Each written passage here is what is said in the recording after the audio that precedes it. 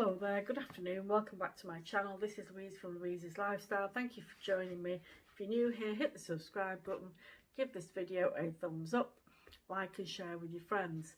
So today we're looking at the Philodendron Verrucosum, and I'm be showing you later on in the video a mini plant haul, some recent plant purchases I got from my local garden centre or plant nursery. So this is the plant I got back as a cutting in 2020 from a lady. I think she was selling it on eBay. It's a single stem, unrooted cutting, cost me £18, and you might think that's quite expensive for an unrooted single stem, but at the time an established plant, let's say something slightly bigger than this plant, were going for between £65 and £70. So I thought that £18 for a single stem, if I could get it to root, you know, I'd take a gamble on that. And I think the prices have come down now. They're about between 45 and 50 for an established plant, you know, fully rooted, potted up, you know, 6 or 7 leaves at least.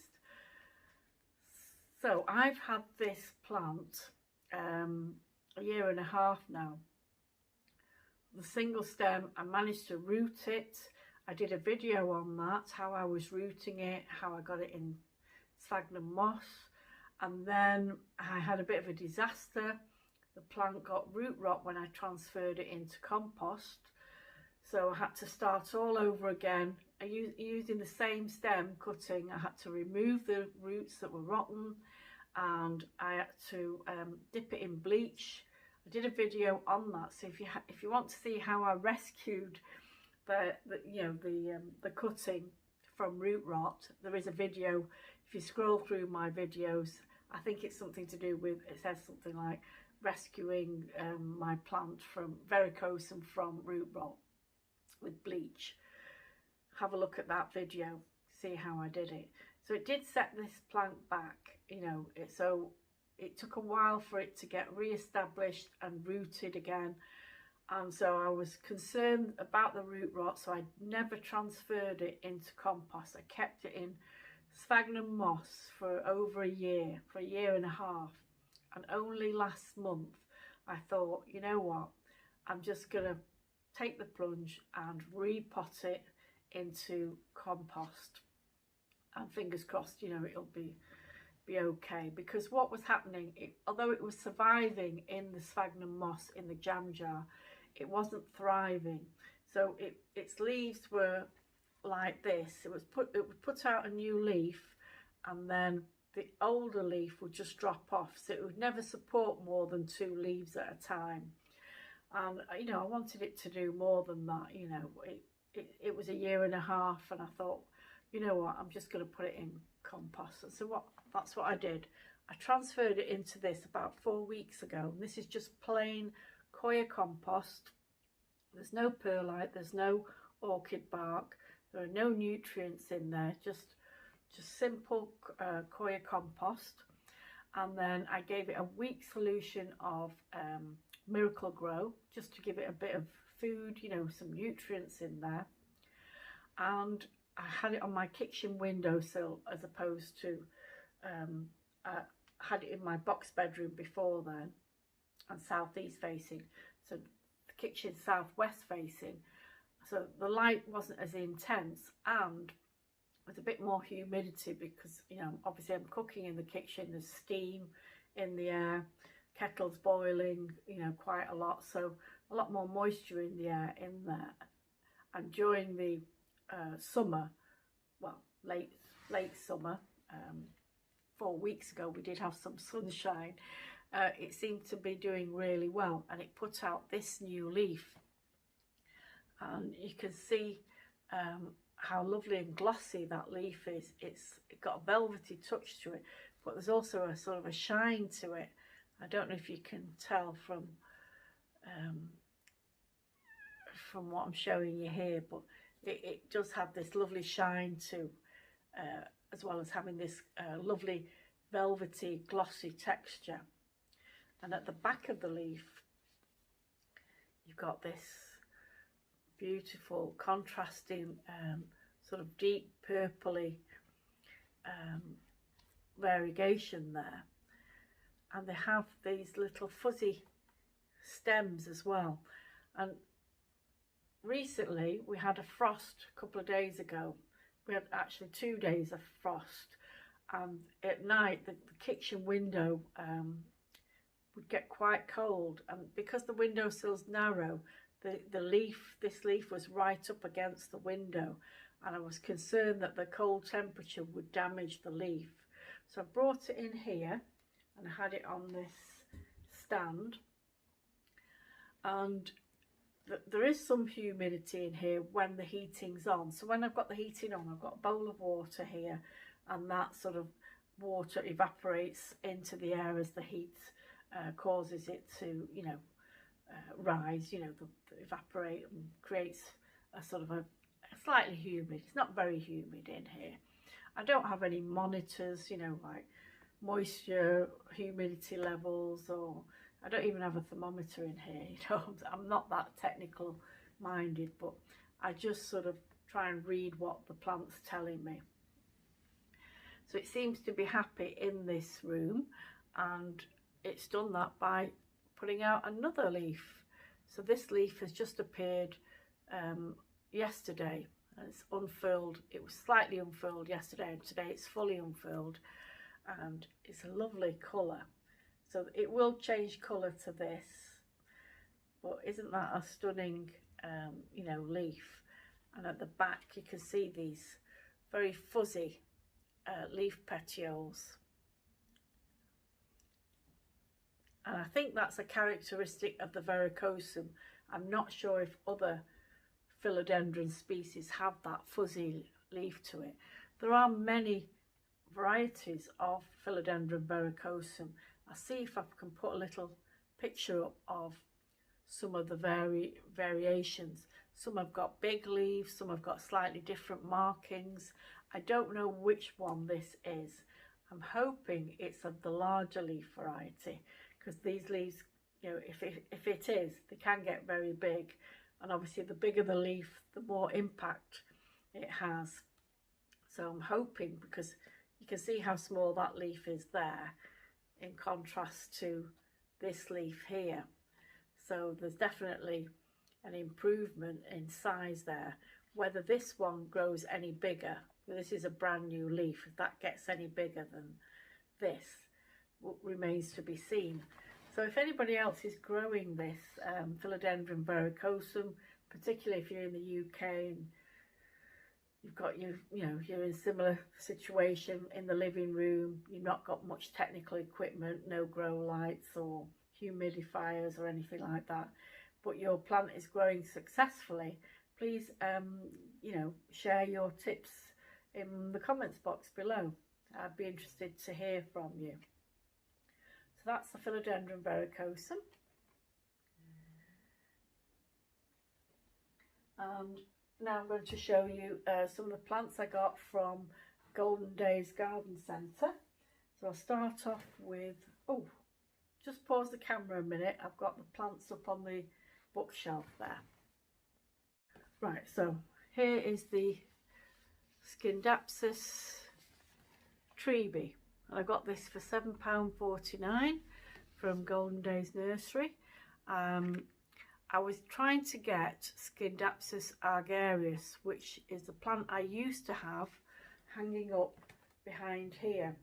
And if you've seen my videos before, I do a lot of them in this room, you might have seen a plant that would trail down, and I had that for a couple of years, and I don't know why, but I've either overwatered it or fed it too much, and it started to lose a lot of the leaves on the top, and then all ended up having these long bare stems and only leaves at the bottom. So I had to cut it back totally, and it was a bit of a disaster really, but you know, up to that point it seemed to be doing really well, and I tried to get a replacement for that plant. I'll just show you what that's what remains of that plant, and it's a much smaller leaf than this, but they are the same. They are part of the same family, the Scindapsus family. So you can see there's some brown leaf sort of tip there, and it doesn't look like this is going to root, to be honest with you. So this is why I went to Golden Days. I wanted to get a replacement for this, because I don't think I'm going to get this to root. But I did like the daintiness, sort of a small leaf with little delicate dots of light grey. So that's the Argarius. There's about, I think, 5 or 6 in this group. So there's one called Silvery Ann. This is the Trebe. I don't know, can't remember the other names. See if I can get a picture of all the different ones of these. So this is the only one they had at the local garden centre. You know, so I couldn't get the Argarius. But I do like this plant. It's a nice bushy plant. It's got about 4 growth points on it. So there's one there, there's another one here, and there's one in the centre. So it's a nice bushy plant, and what I'm going to try and do with it is keep it bushy and not let it go too leggy, and sort of, you know, have long stems with no leaves on the top. So I'm going to keep trimming this back, and every time it sort of grows, say about, you know, say maybe another 5 or 6 inches, I'll snip it off, keep the cuttings, and try and root them back in the soil. Maybe get a slightly bigger pot so I've got room to put more cuttings in, and not have it as near to the window.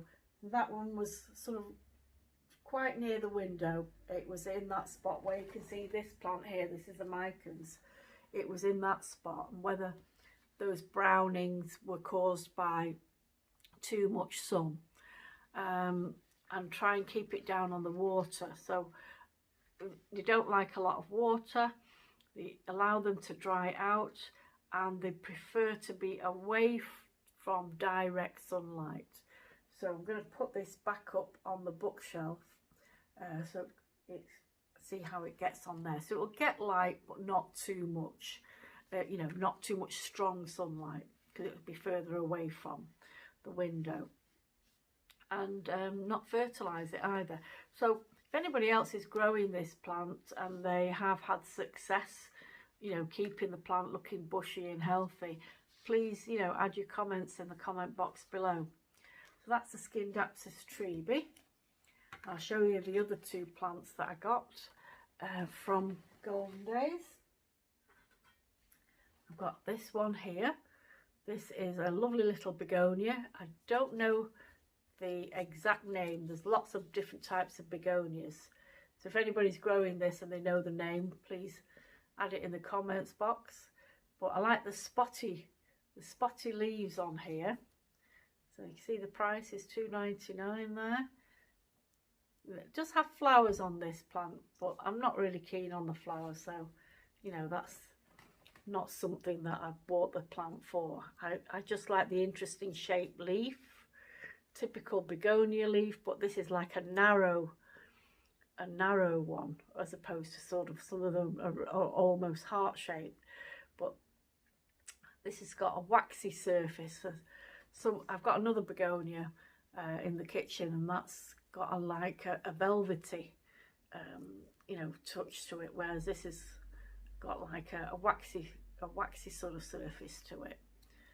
So I'm not sure how big this will grow, whether this will be just like a low sort of bushy compact plant, or whether it'll grow up. I don't know. So there it is, a little begonia.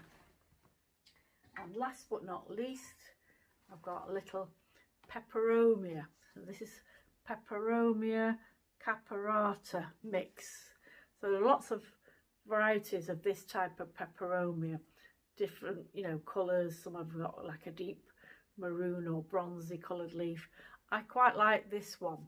It's similar to the peperomia, watermelon peperomia, but it's not got the shininess of the leaves, and these leaves are sort of bumpy, so the surface is not flat.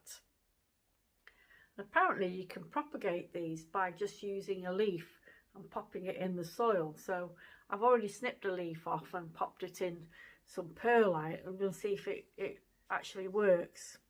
So I like it because it's got nice pink leaves, pink stems, and then you've got contrasting sort of grey,